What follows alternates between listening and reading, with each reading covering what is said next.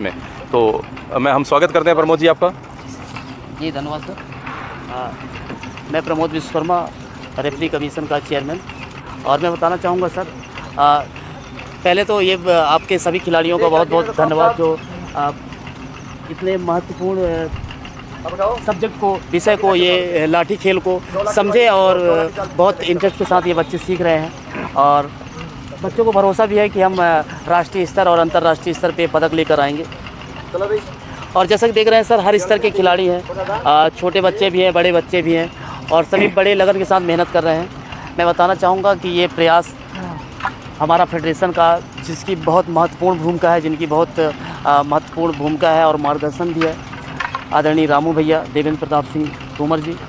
और हमारे आदरणीय अरविंद जोशी जी, आदरणीय मनोज दुबे सर,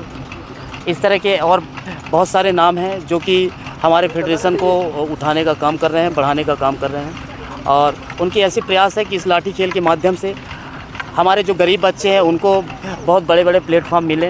राष्ट्रीय स्तर पे, अंतर्राष्ट्रीय स्तर पे, जिनकी एक छोटी सी फीस देकर वो बच्चे राष्ट्रीय और अंतर्राष्ट्रीय स्तर पे अपना प्रदर्शन कर सकते हैं और वहाँ पे पदक भी अर्जित करके अपने शहर, अपने गांव, अपने विद्यालय का नाम रोशन कर सकते हैं।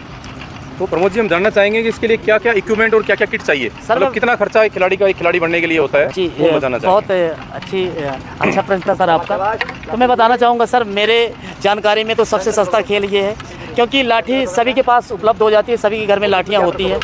और नहीं भी होती हैं तो लाठी का लगभग 10-20 रुपए में लाठी कहीं से मिल जाती है। बस एक लाठी लेना होता है सर, और ड्रेस भी कुछ नहीं है सर। लोअर टी शर्ट में ये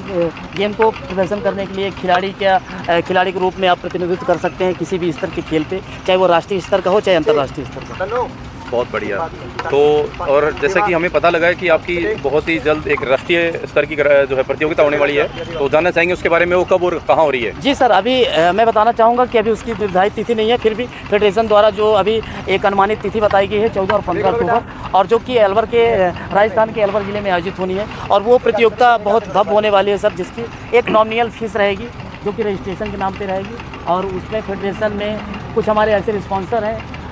जिनके आशीर्वाद और मार्गदर्शन में ऐसी व्यवस्था बनाई जा रही है कि बच्चों का निःशुल्क रहना, खाना और प्रतियोगिता की व्यवस्था बने, और कुछ ऐसे रजिस्ट्रेशन नॉमिनल फीस रखी जाएगी सर, जो अन्य खेलों के से कहीं कम होगी, और कहीं कम क्या, एक नॉमिनल राशि होगी। चलो, बहुत बहुत धन्यवाद सर। एक बात मैं और जानना चाहूँगा कि आप पूरे जो है भारत के तकनीकी निदेशक है, टेक्निकल मामला आप संभालते हैं, और आप अलग अलग राज्यों में बच्चों को ट्रेनिंग देने के लिए जाते हैं, तो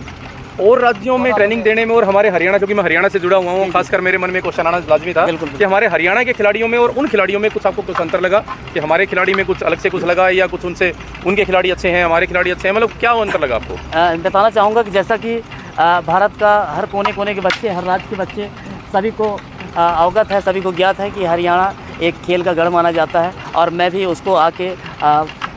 मेरे को वाकई में लगा कि हाँ, ये गढ़ तो है, क्योंकि मैं बच्चों को, क्योंकि मैं कई राज्य में गया प्रशिक्षण देने के लिए, मगर जो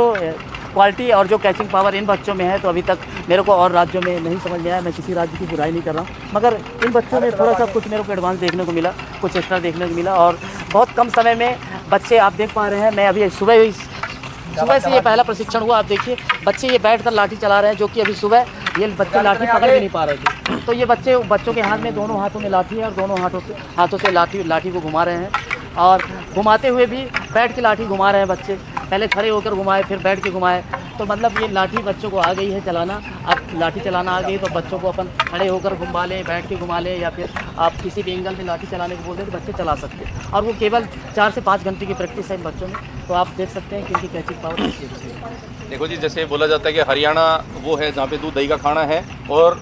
ऐसा भी बोला जाता है हरियाणा के बारे में कि ये वो भूमि है जहाँ पर पदकों की खेती होती है, यानी कि अगर अंतर्राष्ट्रीय स्तर के अगर पदक की बात करें तो हरियाणा ने अपना एक विशेष स्थान बनाया है। और जैसा कि सर आप सुबह से मेहनत करवा रहे हैं बच्चों को, एक भी बच्चे के चेहरे पे कोई थकावट नहीं है, कोई शिकन नहीं है, कुछ भी नहीं है, पूरे जोश के साथ बच्चे सुबह से लगे हुए हैं, और